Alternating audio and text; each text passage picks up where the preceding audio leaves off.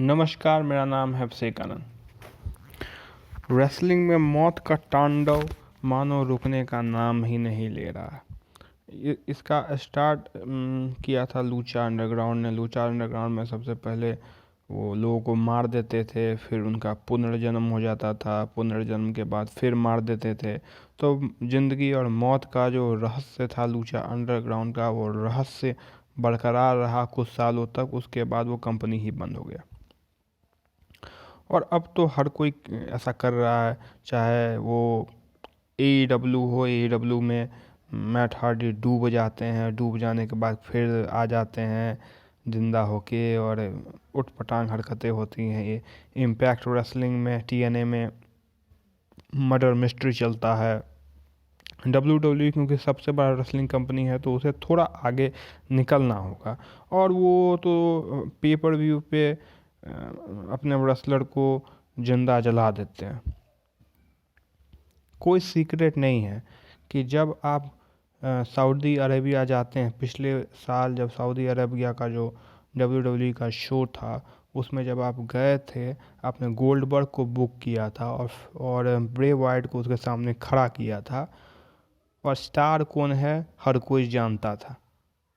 उस क्राउड के लिए स्टार कौन है लोग जानते थे, टीवी के लिए स्टार क्राउड कौन है लोग समझते थे। और मिस्टर मैकमैन के दिमाग में बत्ती जला कि नहीं, ब्रे वाइट और रोमन रेंस का मैच से तो बड़ा मैच होगा गोल्डबर्ग और रोमन रेंस का मैच।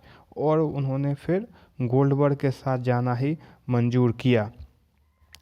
अगर आप अपने 20 साल पुराने रेसलर के साथ जा रहे हैं, जो 20 साल पहले जिसका प्राइम था, और वो आपका रेसलर भी नहीं, वो WCW का रेसलर था, 52 साल 53 साल का रेसलर के साथ जा रहे हैं, अपने क्रिएशन के साथ नहीं। आप खुद समझ रहे हैं कि आपका जो अपना क्रिएशन है वो कॉमेडी क्रिएशन है, उसको कोई सीरियसली नहीं लेगा। ब्रे वाइट का कैरेक्टर आप 2020 में देखिए, ब्रे वाइट ने क्या क्या किया। ब्रे वाइट जॉन सीना के साथ वो बड़ा ही बेतुका सा कॉमेडी मैच उसने किया, फिर ब्रॉन स्ट्रोमन को डुबा दिया, और स्वान मैच जो था उसका, और पानी लाल हो गया और मानो कि वो मर गया हो, फालतू सी बातें। और अभी रैंडी ओटन के साथ वो महा बेकार सा फ्यूड। और रैंडी ओटन का मैं बहुत बड़ा पक्षधर रहा हूँ, और रैंडी ओटन को हम हमेशा से ऑल टाइम ग्रेट में गिनते रहे हैं। अब रैंडी ओटन कोई तो इसमें दोष नहीं दिया जाएगा, क्योंकि वो अभी भी स्टार है। जॉन सीना को भी दोष नहीं दिया जाएगा। ब्रे वाइट अपने आप को अगर स्टार समझते हैं तो बड़ा ही परेशानी वाला बात है, क्योंकि रैंडी ओटन और या जॉन सीना हो, उनका कैरियर अब कितना दिन का है। रैंडी ओटन 20 साल से WWE का टॉप स्टार है। जॉन सीना रेसलिंग कैरियर तो फुल टाइम समाप्त हो चुका है। रैंडी ओटन सिर्फ पैसे के लिए है, और उसको पता है कि वो जिस लेवल पर है अब कोई फ़र्क नहीं पड़ता है, वो जहाँ है वहीं रहेगा। उसके लिए वो नीचे नहीं जाने वाला, अपने जिस पायदान पे है वो रहेगा, वो लेजेंड के कैटेगरी में पहुंच चुका है। ब्रे वाइट के को इस तरह के मैचेस से क्या फ़ायदा होता है या क्या फ़ायदा होगा, ये उसे सोचना चाहिए। वैसे वो कितना सोच सकते हैं या कितना उनके पास ताकत है वो भी मायने नहीं रखता। वो अंत में तो मिस्टर मैकमैन ही सब कुछ तय करते हैं। और WWE के राइटर्स जो कॉमेडी राइटर्स होते हैं, जो यूनिवर्सिटी से पढ़ के आते हैं, जिनको रेसलिंग के बारे में कोई समझ नहीं, वो टेलीविज़न में बैकग्राउंड रखते हैं मूवी वगैरह में, वो उन्होंने रेसलिंग को ही वही बना के रख दिया। और ऐसा नहीं कि WWE मात्र ऐसा कर रहा है। जिन कंपनीज को अल्टरनेटिव होना चाहिए था, चाहे AEW हो या इम्पैक्ट रेसलिंग हो, वो सब भी वही काम कर रहे हैं।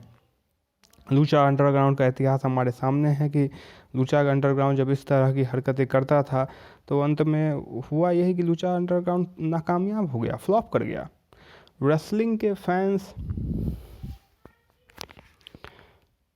फिल्म देखने के लिए, मर्डर मिस्ट्री के लिए रेसलिंग को नहीं देखते हैं। वो रेसलिंग में विश्वास करना चाहते हैं, इसलिए भी देखते हैं। और अब जब भी WWE ने प्रयास किया ऐसा कि वो बिलीवेबल कंटेंट लेके आए और इस तरीके का स्टोरी लाइन लेके आए जो लोगों को अपील करे, लोगों को अट्रैक्ट करे, वो हमेशा कामयाब रहा है। जॉन सीना और CM पंक का स्टोरी लाइन वो कितना काम आया था, लोग कितने ज़्यादा इमोशनली उसमें इन्वेस्ट हुए थे। या डैनियल ब्रायन का और रैंडी ऑर्टन का जो स्टोरी लाइन था 2014 में, वो कितना कामयाब हुआ था। इस तरह के स्टोरी लाइन जो आम लोगों से जुड़ सकते हैं, जो एक स्ट्रगल को बताते हैं, वो लोगों को ज़्यादा अपील करते हैं। इस तरह के स्टोरी लाइन्स अपील नहीं करते हैं लोगों को। वो जो रेसलिंग फैंस हैं वो भी भाग जाते हैं। आज WWE ने इस साल हर तरह के नियमों को तोड़ा। वो सिनेमैटिक मैचेस करते थे, कॉमेडी मैचेस करते थे, और इस तरह के जो हॉरर टाइप मैचेस करते थे। उसका फ़ायदा क्या हुआ? उनका रेटिंग तो लगातार इस साल घटा है।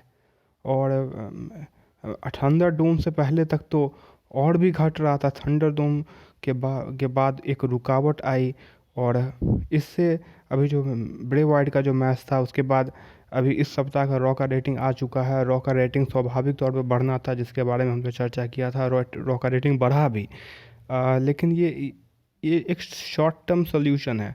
वो भी जानते हैं इस बात को, क्योंकि अगले सप्ताह फिर होने वाला लेजेंड्स रीयूनियन, उसमें फिर पुराने रेसलर्स को वो लेके आएंगे एक दिन के लिए, और एक दिन के लिए फिर उनका रेटिंग बढ़ेगा। लेकिन फिर उसके बाद समस्या वहीं की वहीं रह जाएगी, वो दूर नहीं होने वाला। रेसलिंग के लिए ये एक बहुत ही बड़ा इशू है। आपने अपने फैंस को इंसल्ट किया है, और लगातार इंसल्ट कर रहे हैं, उनके इंटेलिजेंस को इंसल्ट कर रहे हैं, और इसका कोई फ़ायदा आपको होता हुआ दिख नहीं रहा। धन्यवाद।